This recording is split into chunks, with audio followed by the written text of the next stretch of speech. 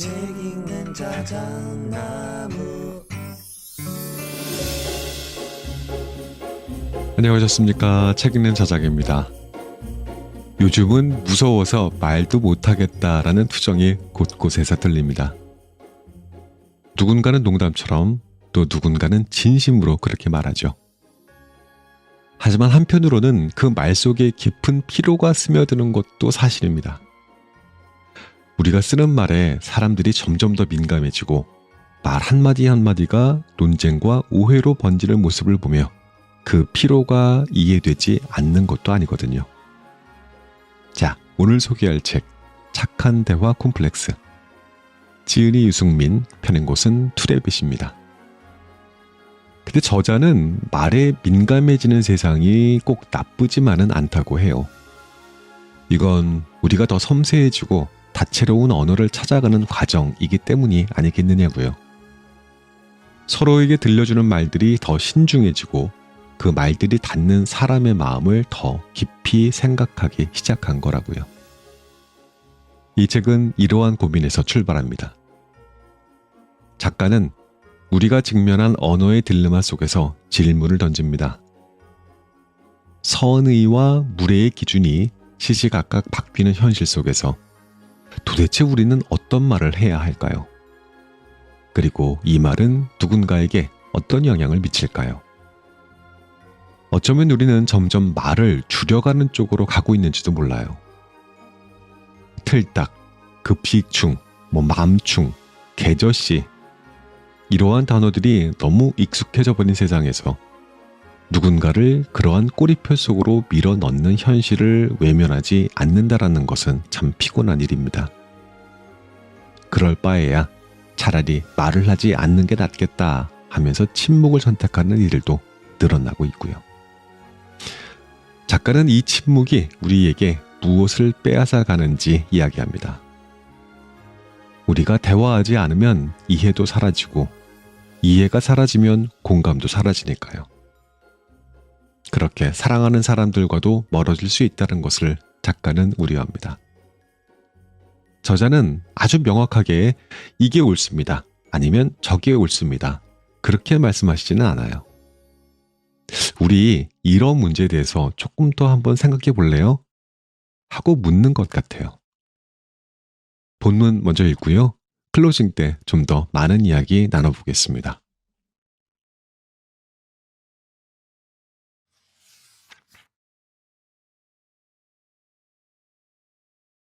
말 실수가 두려운 당신에게 좋은 걸 좋다고 말하지 못하는 세상이 되어버렸습니다. 호기심, 걱정, 애정, 관심에서 비롯된 말들에 선을 넘는다라는 대답이 돌아오면서부터입니다.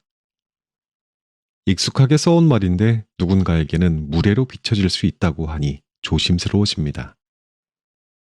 무엇보다 어려운 건 어디까지가 넘어도 될 선이고 어디까지가 넘으면 안 되는 선인지 종잡을 수 없다는 점입니다. 불편하다거나 무례하다는 말은 좋은 방패가 되어주기도 합니다. 꼭 필요한 목소리였으니까요.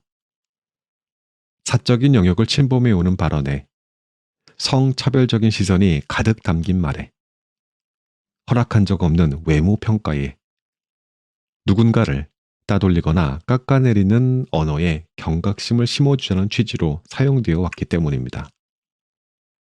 그러나 어느 순간 그 건강했던 취지는 점점 사라지고 불편함과 무례함이라는 키워드 앞에서 사람들은 말을 꺼내다가 말아버립니다. 오늘 정말 이쁘다. 아, 요즘 이런 말 하면 안 되지. 아, 오랜만에 휴가 가네. 주말에 데이트해? 아, 사생활이지. 미안. 항상 가족처럼 든든해. 가족이라는 말에 오해하지 마. 말에 민감해진다는 건 분명 좋은 징조입니다. 더욱 섬세하고 다채로운 언어를 찾기 위한 과정일 테니까요. 반면 다른 한편에서는 섬세함과 다양성을 존중하는 언어가 까탈스러움과 예민함으로 읽혀버리기도 합니다. 아니 왜 말 한마디 가지고 난리야.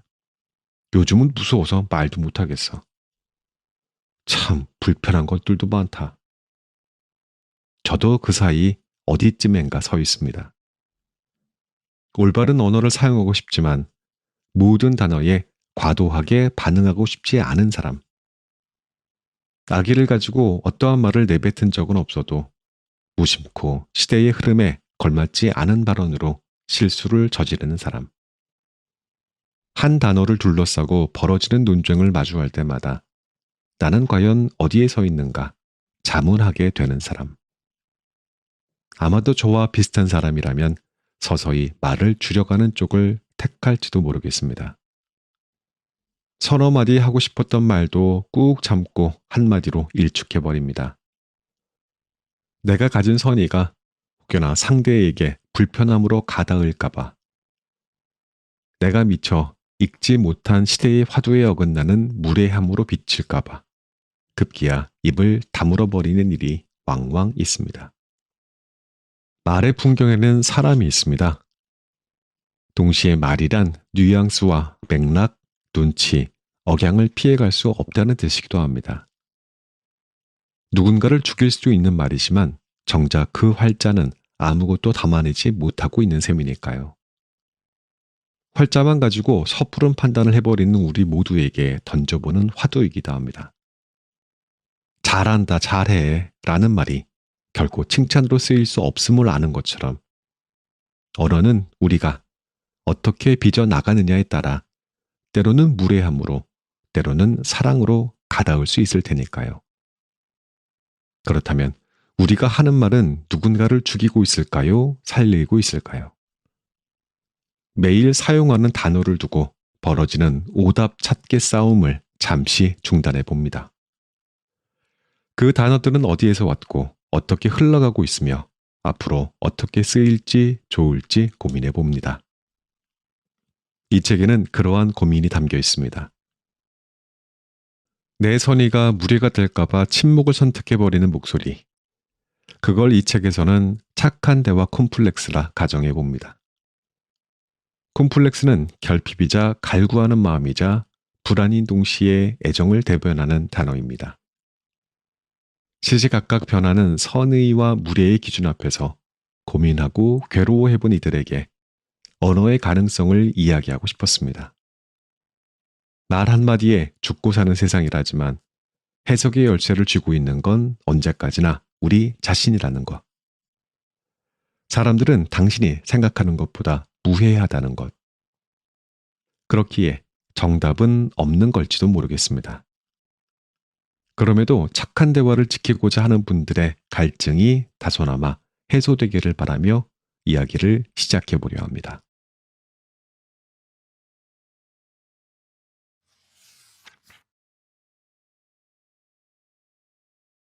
쓰지 말아야 할 단어가 늘어나다. 평범했던 말에 어느 날 갑자기 쓰지 말아야 할 단어라는 꼬리표가 붙는다. 아차 하는 사이에 언어 감수성이 떨어지는 사람으로 낙인 찍히는 사회. 어떻게 대화해야 할까? 대화를 나누다 머뭇거리던 순간이 찾아졌다. 어떤 단어는 입안에 맴돌다 끝끝내 나오지 못한다. 발설된 순간 실수한 건 아닐지 곱씹게 되는 단어들도 있다. 익숙한 단어인데 사전을 찾아보는 횟수도 늘었다. 혹시 내가 모르는 사이 단어에 따라붙는 이슈가 있었는지 모른다.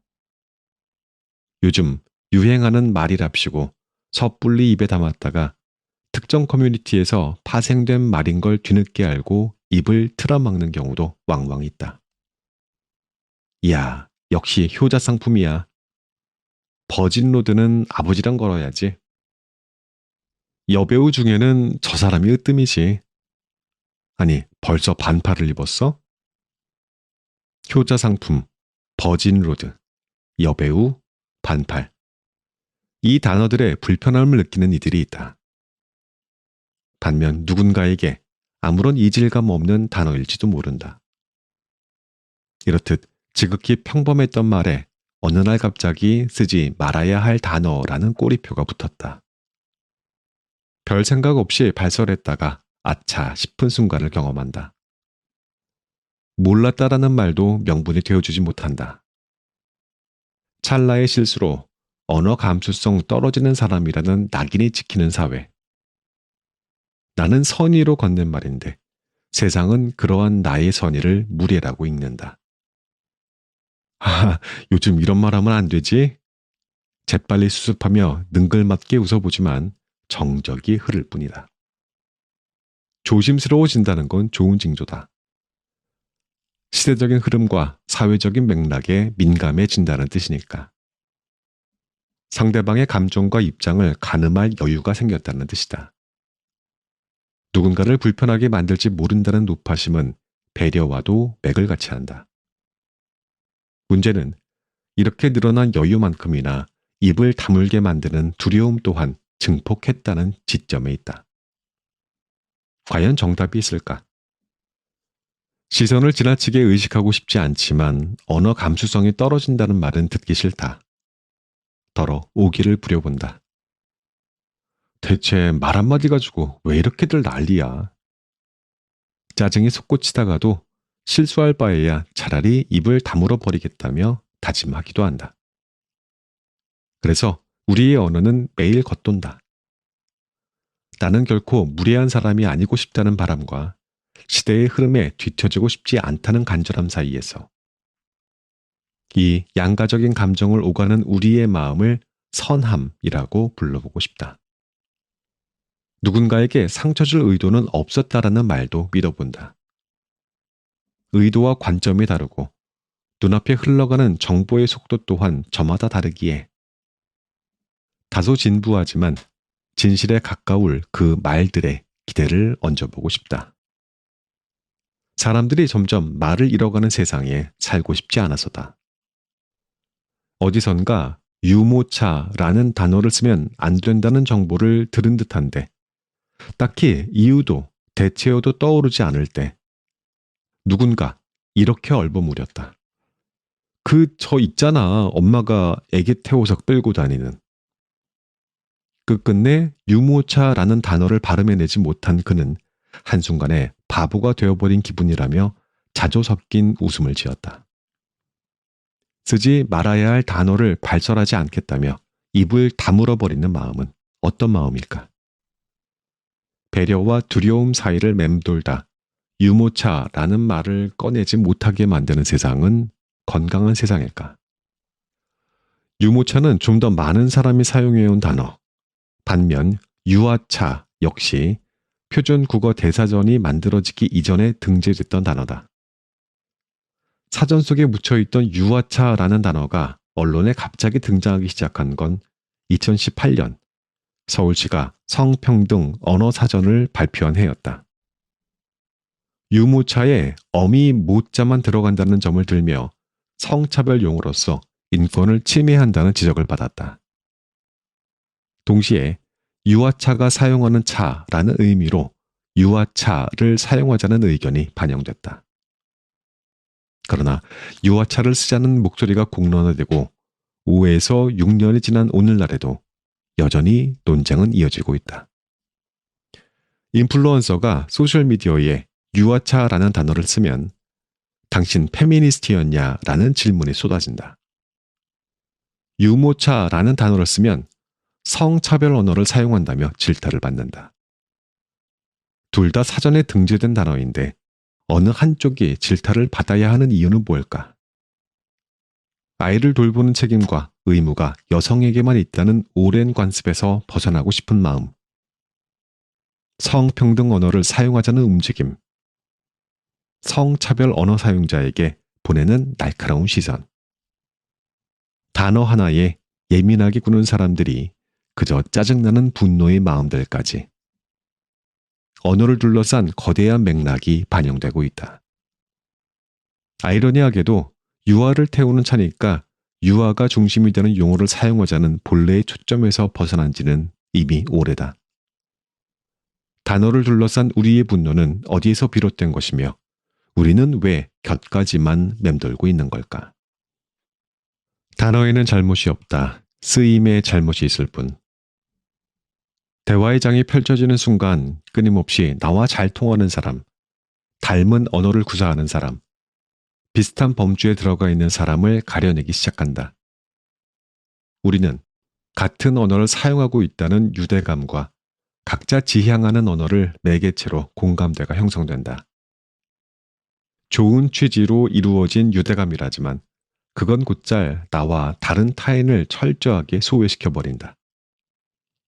나와는 다른 언어 사용이 분노의 도화선이 되기 때문이다. 말 한마디로 한 사람의 인생이 나락으로 치닫고 손절은 고요하게 이루어진다. 아슬아슬하게 운명의 기로에 선 단어들 이야기로 돌아가 본다. 스스로 그 어떤 차별 언어도 사용한 적 없고 사용하지 않을 거라 단언할 수 있는 사람이 과연 얼마나 존재할까? 정상인은 틀린 표현이고 비장애인이 맞는 표현이에요 라고 외치는 사람과 점심 메뉴를 고르지 못하겠다며 나 결정장애인가 봐 라고 되뇌는 사람은 동일 인물이다. 결정장애는 장애인 차별 표현이다. 학부모 대신 보호자라는 단어를 쓰자고 목소리를 높이는 사람과 골프장 필드에 나가 골린이의 성장일기라는 해시태그를 올리는 사람도 동일 인물이다. 골린이, 골프 어린이, 역시 아동차별적 단어이다. 이쯤 되면 누가 누구를 판단하고 깎아내리려 하는 건지 조금은 혼란스럽기도 하다. 타인의 고통에 응답하는 공부에서 김승섭은 정의로운 사람들과 합리적인 사회에 날카로운 질문을 던진다. 나는 절대로 누군가를 차별하지 않으리라 생각하는 것 자체가 착각일지도 모른다고. 어쩌면 가장 큰 폭력은 스스로 정의롭다 믿는 사람들에 의해 행해지는 것일지 모른다고. 하지만 편견과 차별적인 구조를 지닌 사회에서 태어난 우리가 그 시스템으로부터 완벽하게 자유로울 순 없다. 그러니 나 역시 의도와는 무관하게 언제든 가해자가 될 수 있다는 사실을 인정한다면 우리에게는 어떻게 행동할 것인가 라는 질문만이 남는다. 우리는 어디까지나 우리의 시선이 닿는 범주 안에서 똑똑해질 뿐이고 목소리를 내고 있을 뿐이다. 하물며 지금 옳다고 생각하는 단어들에 언제 또 새로운 해석이 더해질지 모르는 것 아닌가. 옳고 그름의 절대적인 기준이 과연 존재할까? 가장 건강한 접근은 우리의 언어 생활을 인지하는 일이다. 언제든 이중성이 동반될 수 있다는 사실까지도. 지금 내 입에서 나가는 말이 누군가에게 상처가 될 수 있다는 걸, 나 역시 실수하는 사람이라는 것을 인지한다면 누구에게도 섣부른 잣대를 들이대기 어렵다. 나도 그럴지 모른다는 가능성을 인지하는 것만으로도 우리는 이미 좋은 시작점에 서 있다. 시대를 살아온 단어를 미워할 필요는 없다. 만들어진 단어에 쓰임새를 적용하고 뉘앙스를 덧대온 것은 전부 우리였다. 지금 악습이라 불리는 단어들조차 그 시절엔 최선의 장명이었을 것이다. 알지 못했고 좀 더 많은 걸 보듬지 못한 죄다. 오늘날 우리에게 다가온 깨우침은 과거에 과오가 있었기에 가능한 일이기도 하다. 쓰지 말아야 할 단어가 늘어난다는 건 번거롭고 필요한 일이다. 그러나 그 이상의 가치를 품고 있는 희소식이기도 하다. 암묵적 동의하에 쓰여온 단어들에 어느 날 어라 그러고 보니 이 단어 좀 이상한데? 하고 의문을 품는다면 비로소 우리가 그 단어의 주인이 되었다는 뜻이니 앞으로 써나갈 언어를 차근차근 토파보는 움직임은 값질 수밖에 없다. 논의가 가열하게 진행되는 여정은 다소 지난하겠지만 좀 더 공들여 그 시간을 누려보고 싶다. 오랫동안 사람들이 곱씹은 단어는 또다시 고스란히 다음 세대로 흘러갈 것이고 그들은 우리가 밟아온 흔적을 따라 더 나은 언어를 만들어갈 것이기에.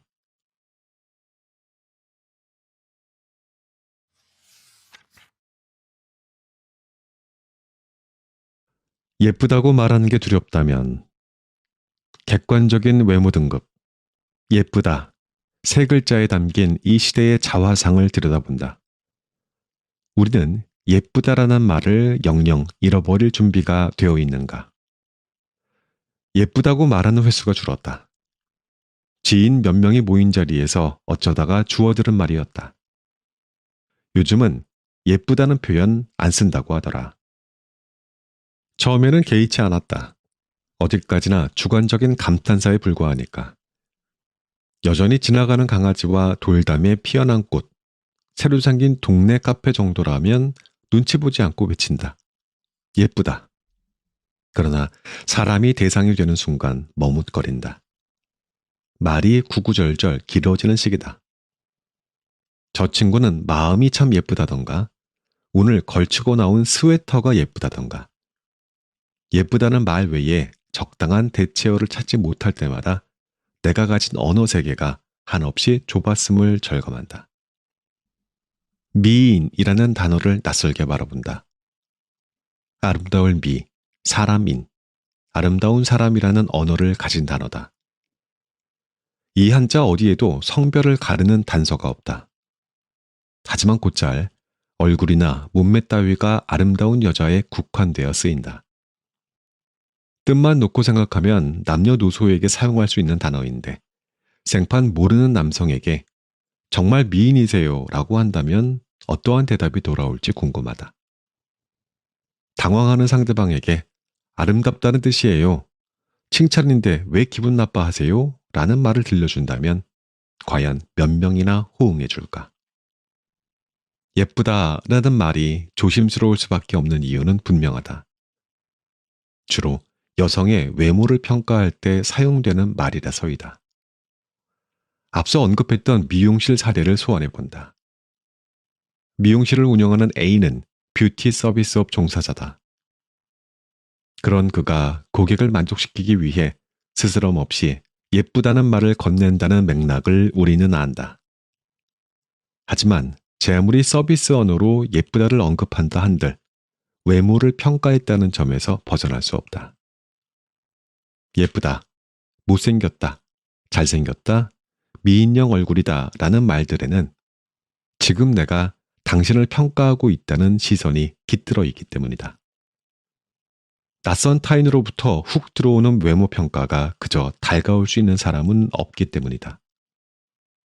이러한 말은 언제나 감탄과 찬사, 평가라는 경계를 아슬아슬하게 넘나든다. 때때로 예쁘다는 말은 족쇄가 된다. 나에게 예쁘다는 말을 자주 건넸을 사람을 떠올려 본다. 가족과 연인, 친구처럼 가까운 관계들. 실로 우리 가족은 매일 아침 출근길 잘 다녀오라는 말 대신 오늘도 예쁘다라는 말을 건네곤 했다.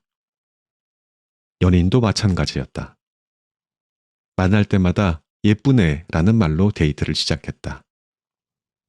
가족이나 연인으로부터 듣는 예쁘다라는 말이 비단 외모만을 이야기하는 것이 아니란 것쯤은 안다. 그럼에도 예쁘다라는 말을 듣는 날이면 괜히 거울을 한 번 더 들여다보고 예쁘다라는 말이 없을 때에도 괜히 한 번 더 거울을 들여다봤다. 오늘은 왜 예쁘다는 말이 없지? 어제 라면 먹고 자서 얼굴이 부었나? 따위의 생각을 하면서. 예쁘다의 부재는 그간 내가 예쁘다라는 세 글자에 중독됐다는 걸 깨닫게 해준다. 나도 모르는 사이 평가를 갈구하게 되는 마음. 상대방에게 인정받고 싶다는 욕구. 기대에 부응하기 위해 외모를 한 번 더 살피게 만들어버리는 은밀하고도 지속적인 힘. 과연 그 힘은 내게 건강한 영향을 주는 것일까 자문하게 된다. 그래서 예쁘다라는 말을 쉽사리 누군가에게 건넬 수 없게 됐다. 그 말의 부재가 내게 주는 감정이 그리 달갑지 않다는 걸 알게 되면서부터 내 마음속에서 제 아무리 상대가 예뻐 보인다 한들 그것이 생김새든 행동이든 분위기이든 무엇이 되었든 간에 단지 겉모습만을 평가하는 듯한 뉘앙스를 조금이라도 담고 있다면 머뭇거리게 된다. 예쁘다라는 말 대신 상대방이 가진 성정과 매력을 표현할 수 있는 숱한 말들이 기다리고 있기에. 시선이 외모로 치중되어 버릴 때 우린 그 너머의 대화를 잃어버린다. 오로지 예쁘고 잘생긴 것에 초점을 맞추다 보니 그 이상의 말들은 발설될 기회조차 사라져버린 것이다. 2024년 헐리우드에서 티모세 샬라메와 젠데이아 콜먼이 한국을 찾았다. 그들이 토크쇼에 등장한다는 소식은 팬들의 기대를 모으기에 충분했다. 나무 위키만 들여다봐도 찾을 수 있는 정보가 아닌 현장에서만 나올 수 있는 고유의 목소리들, 진행자들과 대화의 합이 맞아떨어졌을 때 나오는 시너지. 시청자들은 아마도 그러한 이야기를 기다렸을 것이다. 그런데 예상과 달리 진행자들이 던진 질문은 외모에 대한 이야기였다. 그 얼굴로 살면 기분이 어떤가요? 상대방을 추켜 세워 분위기를 풀어보자는 취지였으리라. 이에 티모데 샬라메는 재치 있는 대답을 내놓았다. 거울 보면서 여드름 짜면 막 튀어서 더러워져요. 그가 자주 섞인 농담을 내놓은 이유를 우리는 안다. 그의 본심은 잇따라 나온 대답에 담겨 있었다. 혼자 있을 때에는 가면을 벗는데 진짜 얼굴은 거기에 있어요. 이어 그는 한번 벗겨보라는 듯 진행자들에게 얼굴을 들이미는 유쾌한 장난을 보여줬다. 곧이어 젠데이아에게도 같은 질문이 던져졌다. 그는 27년 동안 평생 본 똑같은 얼굴이라 지겹다는 대답으로 일축했다. 두 배우와 진행자들은 한바탕 폭소를 터뜨렸지만 나는 보는 내내 낯이 뜨거워졌다. 외모에 대한 질문이 아니었더라면 어땠을까? 진짜 얼굴에 대한 이야기를 들을 기회는 그렇게 증발해버렸다. 상대방의 외모를 동경하고 찬미하는 마음, 칭찬을 건네면 상대방이 유쾌하게 받아들여 줄 거라는 믿음. 아마도 외모에 대한 질문은 이러한 선의에서 비롯되리라. 그러한 선의를 읽어낸 사람들은 무턱대고 냉소적인 태도를 내보이지 않는다. 진짜 얼굴은 혼자 있을 때 나온다는 말에서, 매일 똑같은 얼굴을 보고 살아서 지겹다는 말에서, 정말 외모에 대해 그러한 질문을 한 게 맞느냐고 되묻는 말에서, 무례함까지도 보듬어내는 여유로움을 발견한다. 있는 그대로의 모습을 사랑하자는 말이 한동안 유행처럼 자주 들렸다. 그 무렵 꾸안꾸, 꾸민 듯 안 꾸민 듯 자연스러운 모습의 줄임말이라는 단어가 생겨났다. 아이러니한 건 있는 대로의 모습 자체를 더 잘나고 돋보이도록 가꾸기 시작했다는 점이다. 나는 원래 피부가 좋다는 걸 보여주기 위해 모공 풀악세를 잘하는 피부과가 어딘지 찾아 헤맨다. 나는 원래 관리가 잘 되어 있는 몸이라는 걸 드러내기 위해서 헬스장에서 퍼스널 트레이닝을 받는다. 있는 대로의 모습은 곧 나는 원래 예쁘고 잘났다는 공식을 만든다. 공식을 완성하기 위해 몸부림은 점점 절박해진다. 물론 더 나아진 스스로를 위한 성장은 값지다. 하지만 과정을 생략한 채 태초부터 완벽했던 것처럼 존재하는 모습만이 있는 그대로의 나가 아니라는 것은 우리 모두 자각하고 있다. 예쁜 얼굴, 예쁜 몸매, 얼굴과 몸매를 끊임없이 수식해야 하는 세상에서 살아간다는 것은 조금 아찔하다. 말과 말을 매끄럽게 이어주는 조서와 달리 예쁘다 같은 형용사는 무언가를 끊임없이 꾸미려고 수식하는 역할이다. 말이란 지나온 역사의 지층을 보여주는 슬픈 화석일 수도 있고 미래의 세계를 알려주는 화살표일 수도 있다라는 말처럼 오늘날 마주한 예쁘다의 논쟁이 과연 우리를 어디로 끌어줄지는 의문이다. 예쁘다라는 단어를 영영 잃어버릴지 슬픈 이 시대의 자화상으로 남길지 우리는 지금 기로에 서 있다.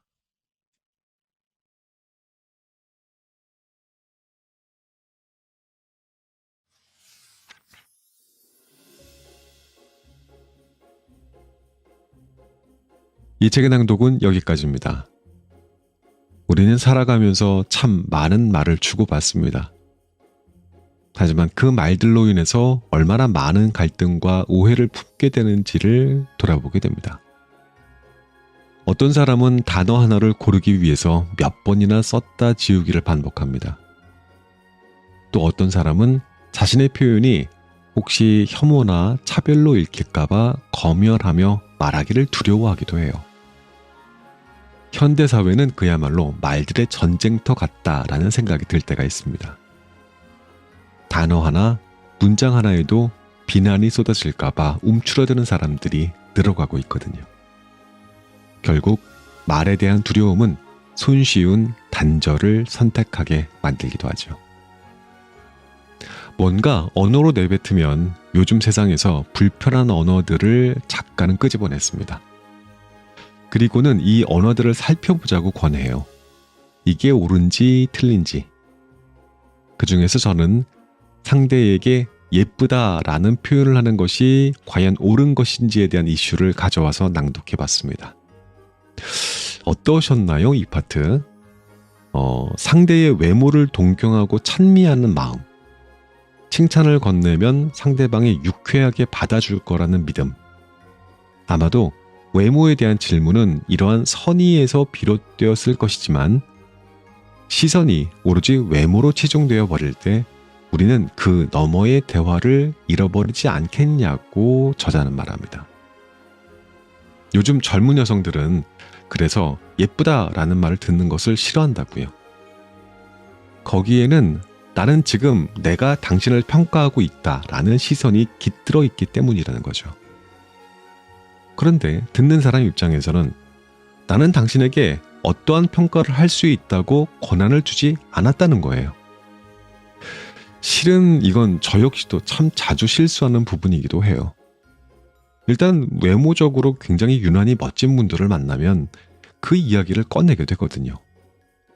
근데 책을 읽어볼수록 이건 옳은 칭찬이 아니라는 겁니다. 상대방의 외모에 대한 칭찬이 왜 무례할 수 있는지에 대해서 생각해 오던 게 있거든요. 이건 제 생각입니다. 첫 번째, 너무 겉모습만 본다라는 느낌을 줄 수 있어요. 내 내면이나 노력은 중요하지 않은 거야? 이런 생각이 들 수 있다는 거죠. 두 번째, 개인의 선호와 상황에 따라서 좀 다르게 받아들여질 수 있다는 거예요. 같은 칭찬이라도 누군가는 고마워라고 받아들이고 누군가는 불편해라고 느낄 수 있다는 건데요. 예를 들어서 살 빠졌네 라는 말은 칭찬으로 들릴 수 있지만 외모나 체형에 민감한 사람에게는 그럼 내가 전에는 뚱뚱했단 말이야? 라고 생각할 수도 있다는 거예요. 세 번째, 외모에 대한 칭찬은 의도하지 않게 성별, 나이, 사회적인 편견과 연결이 될 수도 있다는 점이에요. 또 예를 들어서 여성에게 예쁘다라는 칭찬은 성 역할에 대한 고정관념을 떠올리게 할 수도 있어요. 또는 상대가 나이 많은 사람이라면 우와, 나이에 비해서 진짜 동안이세요 라는 것도 사실은 칭찬인데 그 뒤편으로는 내 실제 나이가 문제라도 된다는 뜻이야? 라고 다르게 해석될 여지도 있다는 겁니다. 그래서 좋은 칭찬은 바꿀 수 없는 얼굴이라던가 체형이라던가 이런 거 말고요. 상대가 선택하고 노력하거나 또는 언제든 바꿀 수 있는 부분에 대해서만 언급하고 칭찬하는 것이 좋은 자세인 것 같다는 생각이 듭니다. 야, 너 오늘 스웨터 색이 진짜 잘 어울려. 와, 오늘 헤어스타일 진짜 멋져요. 그 가방 진짜 힙해요. 이런 칭찬들이죠. 자, 책으로 다시 돌아가서 저자는 단순히 어떠한 단어가 옳고 그른지를 논하기보다 각 단어에 담긴 맥락과 배경을 살핍니다. 그리고 대화의 목적이 한 명이라도 덜 상처받는 안전한 테두리를 만드는 것임을 상기시키면서 조금 더 나은 언어적인 공존의 길을 제안하고 있습니다. 현대인들이라면 꼭 읽어봐야 하는 책이었습니다. 진짜 다양한 내용들이 많이 담겨 있으니까 꼭 구매해서 한 번씩 살펴보도록 하십시오. 이건 오프 더 레코드인데요. 나는 진짜 기분 하나도 안 나빠 할 건데 누가 나한테 잘생겼다라고 해주고